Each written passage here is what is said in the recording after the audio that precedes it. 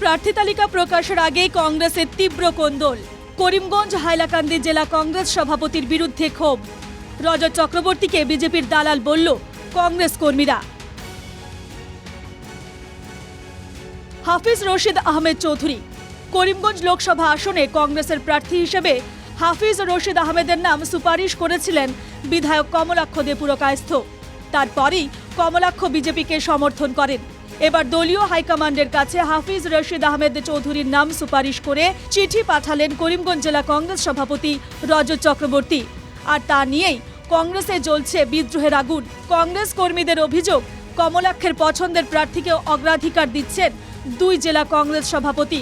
তাতে রহস্যের গন্ধ পাচ্ছেন কংগ্রেস কর্মীরা। কিন্তু হাইলাকান্দি জেলা কংগ্রেসের সভাপতি এবং করিমগঞ্জ জেলা কংগ্রেসের সভাপতি ওনারা দালালি করছেন, ওনারা বিজেপির এজেন্ট হয়ে কাজ করছেন। কিন্তু মানুষ কংগ্রেসের ওয়ার্কার দেখে ভোট দেবে না, মানুষ রাহুল গান্ধীকে দেখে ভোট দেবে। ডাইরেক্ট কথা, ওনারা দালালি করছেন। হাইলাকান্দি জেলা কংগ্রেসের সভাপতি এখন পর্যন্ত বিগত 5 বছর থেকে এখন পর্যন্ত কোনো একটি জনসভা হয় নাই হাইলাকান্দিতে। উনি বিজেপির হয়ে কাজ করছেন, উনি বিভিন্ন ধরনের কেলেঙ্কারিতে জড়িত আছেন।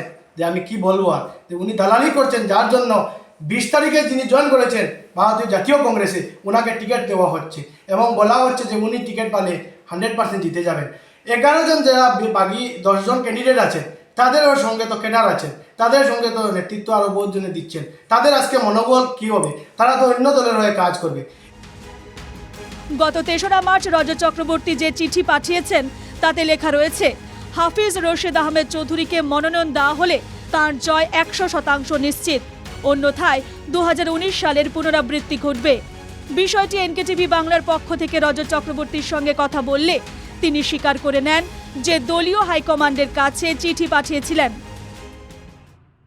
তো কমলাক্ষ দে পুরকায়স্থ বিজেপিতে যোগদান করার পর একটা আবহাওয়া তৈরি করার চেষ্টা করা হয়েছে যে যেহেতু কমলাক্ষ দে পুরকায়স্থ হাফিজ রশিদ সাহেবকে কংগ্রেসে যোগদানের ব্যাপারে এবং উনি স্ক্রিনিং কমিটিতে ওনার পক্ষে ওনার মত দিয়েছেন, তাই কমলাক্ষ দে পুরকায়স্থ কে যাতে হাফিজ রশিদ চৌধুরী সাহেবকে যাতে না দেওয়া হয় তার জন্য একটা পরিবেশ সৃষ্টি করার চেষ্টা হয়েছিল। আমরা পরবর্তীকালে একটা চিঠি দিয়েছি প্রদেশ কংগ্রেস সভাপতিকে যে আমরা অ্যাকসেপ্টেবিলিটি, ফিনান্সিয়াল স্টেবিলিটি সমস্ত কিছু দেখে আমরা প্রার্থী প্যানেল আমরা দিয়েছিলাম এবং আমরা সেই প্যানেলেই স্ট্যান্ড করছি। উল্লেখ্য, করিমগঞ্জ আসনে কংগ্রেসের মনোনয়ন প্রত্যাশীর সংখ্যা প্রায় 1 ডজন। কিন্তু রহস্যজনকভাবে রজত চক্রবর্তী তাঁর চিঠিতে হাফিজ রশিদ আহমেদ চৌধুরী ছাড়া আর কারোর নাম উল্লেখ করেননি। রজত চক্রবর্তী চিঠিতে আরও বলেছেন, হাফিজ রশিদ আহমেদ চৌধুরী ছাড়া অন্য কেউ জয়ী হবে না। সবচেয়ে বড় কথা হচ্ছে, জেলা কংগ্রেসের পক্ষ থেকে যদি প্যানেল পাঠানো হয়ে থাকে তাহলে করিমগঞ্জ জেলা কংগ্রেস সভাপতি কেন ব্যক্তিগতভাবে দলীয় হাইকমান্ডকে চিঠি পাঠালেন? প্রশ্ন অনেক, কিন্তু উত্তর কারো কাছে নেই। সবকিছুতেই পাওয়া যাচ্ছে রহস্যের গন্ধ। করিমগঞ্জ থেকে মিষ্টু দত্তের রিপোর্ট, এনকেটিভি বাংলা।